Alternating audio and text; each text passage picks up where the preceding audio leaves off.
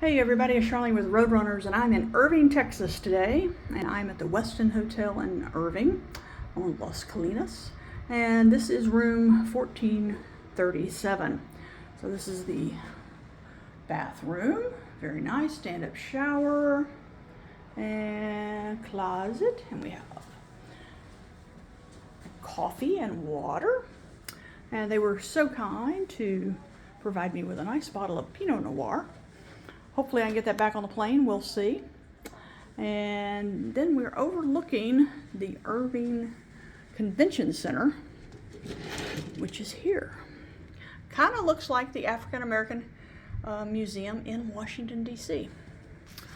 But we've had a really fun day today. We had a gondola ride and some really terrific food at Po Melvin's, my kind of food.